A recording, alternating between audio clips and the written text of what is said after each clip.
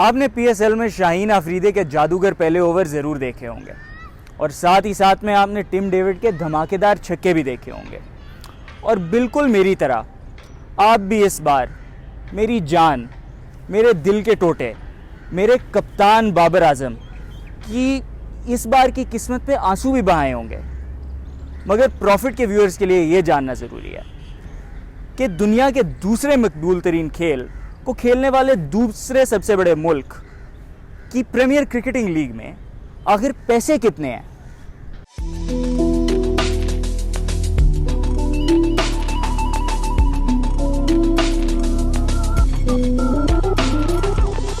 देखें जी, पहला सवाल तो ये उठता है कि पीएसएल जैसा टूर्नामेंट पैसे बनाता कैसे है। इसके ज़राए आमदन कुछ बड़े ऑब्वियस से होते हैं और उनमें से सबसे पहला है टिकटों की सेल। मेरे जैसे मुफ्तखोर सहाफ़ियों और सरकारी कॉम्प्लीमेंट्री टिकट्स के बावजूद 2020 में पीएसएल की टिकटों से आमदन 36 करोड़ से ज़्यादा की हुई थी। इसके बाद आ जाती हैं स्पॉन्सरशिप्स। सबसे नुमाया title sponsorship, HBL Pakistan super league. ये नाम पीसीबी ने एचबीएल से किसी मोहब्बत के तहत नहीं रखा, बल्कि 2025 तक उनको 390 करोड़ रुपए का बेचा है। और अभी ये सिर्फ टाइटल स्पॉन्सरशिप है। इसके अलावा पीसीबी ने हर तरफ स्पॉन्सर्स रखे तो हुए हैं। आप देखें, बाउंड्री की स्कर्टिंग पे ब्राइटो पेंट्स का लोगो होता है, स्कोर कार्ड पे टपाल टी का लोगो होता है, कोई चौका लगाए तो वो भी टिकटॉक सुपर 4 होता है। क्रिकेट में बाथरूम ब्रेक तो होती नहीं है, मगर अगर होती तो शायद उसको भी हाशमी इस्बगोल स्पॉन्सर ज़रूर कर देता। इसके बाद आ जाती हैं ब्रॉडकास्टिंग राइट्स। इस बार डोमेस्टिक ब्रॉडकास्टिंग राइट्स की बिडिंग वॉर पे इतना सख्त कंपटीशन था कि आखिर में टीवी चैनल्स एक दूसरे के खिलाफ अदालतों में चले गए थे। आखिर में नतीजा कुछ ऐसा निकला कि ARY और PTV ने मिलकर कंसोर्शियम बनाया और जियो शियो और दीगर चैनलों को बाहर निकाल के पीसीबी से 4.5 अरब रुपए में ब्रॉडकास्टिंग राइट्स 2 साल के लिए ख़रीद ली। मगर इन सारे पैसों का होता क्या है? बिल्कुल जैसे लीग के रेवेन्यूज़ होते हैं, उसी तरह इसके अखराजात भी होते हैं। इन अखराजात में मैच में इस्तेमाल की गई बॉल से लेके प्लेयर्स के रोटी टुकर और ब्रॉडकास्टिंग का ख़र्चा सब शामिल होता है। अब इस साल के फिगर्स तो हैं नहीं, मगर 2020 के पीएसएल पर पीसीबी को 1.4 अरब रुपए का खर्चा आया था। अगर आप इस रेवेन्यू के अंदर से एक्सपेंडिचर को निकाल दें तो पीछे आपके पास रह जाता है प्रॉफिट, और ये जो मुनाफा बचता है इसको पीसीबी और टीम्स आपस में तकसीम कर लेती हैं। बाद में पीछे ये रह जाती है कि ये जो मुनाफा है ये डिवाइड किस तरह होता है। अब पिछले सालों में हिसाब कुछ ऐसा था कि पीसीबी 20% तक का हिस्सा भी रख लेती थी और बाकी 80% 5 या 6 टीमों को आपस में बराबरी से तकसीम करना होता था। मामला यहाँ तक बिगड़ गया कि 6 की 6 टीमों ने मिल के 2020 में पीसीबी पे केस कर दिया कि इनका फाइनेंशियल शेयरिंग मॉडल अनफेयर है। मगर इस साल के पीएसएल में पहली दफ़ा पीसीबी के नए चेयरमैन रमीज़ राजा आने के बाद से टीमें 95% हिस्सा स्प्लिट करेंगी और बाकी 5% पीसीबी के खाते में चला जाएगा। अब आते हैं टीम्स की तरफ। टीम्स की इन्वेस्टमेंट की कहानी शुरू होती है 2015 में, जब पीसीबी ने 5 फ्रेंचाइजेस के हुकूक कुल $93 मिलियन में बेच दी। ये $93 मिलियन 5 टीमों को एक 10 साल के पीरियड में 10 किस्तों में अदा करने हैं। 2017 में पीसीबी ने एक छठी टीम भी बेच दी जो कि मुल्तान सुल्तान्स है, और ये टीम बहुत महंगे दामों बेची।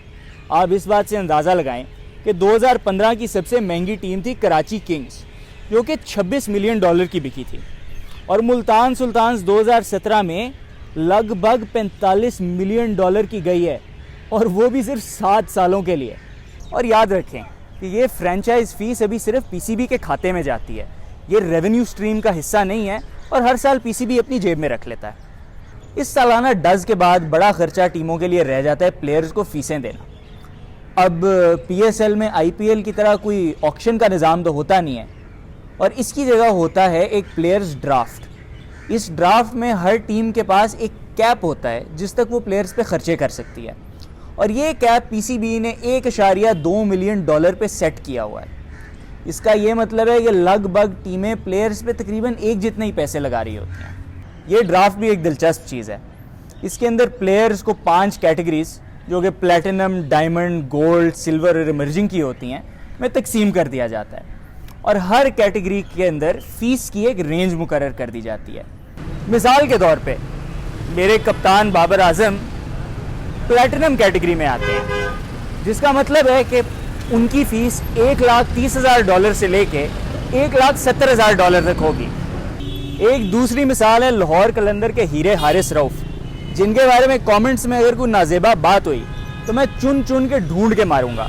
लेकिन ये आते हैं डायमंड कैटेगरी में, जिसका मतलब है इनकी फीस को $60,000 से लेके $85,000 तक आती है। यहाँ तक के पीसीबी के रूल्स में ये वाली चीज़ें भी आ जाती हैं कि एक कैटेगरी से कितने प्लेयर्स लिए जा सकते हैं और कुल टीम में फॉरेन प्लेयर्स कितने हो सकते हैं। इसका मतलब होता है कि टीमें जो टूर्नामेंट खेलती हैं वो बैलेंस्ड होती हैं और इसके अलावा उन पे खर्चा भी लगभग एक जितना हुआ होता है। अब आते हैं इस तरफ कि टीमें पैसे कैसे बनाती हैं। एक ज़राए आमदन तो आपको पता है, जो कि वो 95% है जो पीसीबी हर साल टीमों में बराबर तकसीम करती है। पीछे रह जाती हैं स्पॉन्सरशिप्स। ये वो इश्तहार हैं, वो लोगोज हैं, वो इंडोर्समेंट्स हैं जिसके साथ टीम मुंसलिक होती है। मिसाल के तौर पे आप यहाँ पे सैफी भाई को ही देख लें। इनकी कोयटा ग्लैडिएटर्स की जर्सी पे KFC का लोगो भी है, BRB ग्रुप का लोगो भी है और उनके बाजू पे सुनहरी बैंक का लोगो भी है। अब ये सारी वो कंपनियां हैं जिन्होंने कोयटा ग्लैडिएटर्स को स्पॉन्सरशिप के पैसे दिए हैं। याद रखें कि ये जो स्पॉन्सरशिप के पैसे हैं ये सारे टीमों के पास पूरे जाते हैं, यानी कि ना इसमें से पीसीबी को काट लेता है, ना ही बाकी टीमों या PSL के सेंट्रल रेवेन्यू पूल में इसका कोई अमल दखल होता है। मसला लेकिन ये है कि इन तमाम स्पॉन्सरशिप्स के बावजूद आज तक ये फ्रेंचाइजीज कोई मुनाफा नहीं कमा सकी। यहाँ तक कि 2019 में पीसीबी का एक इंटरनल डॉक्यूमेंट गलती से टीमों के अंदर लीक हो गया।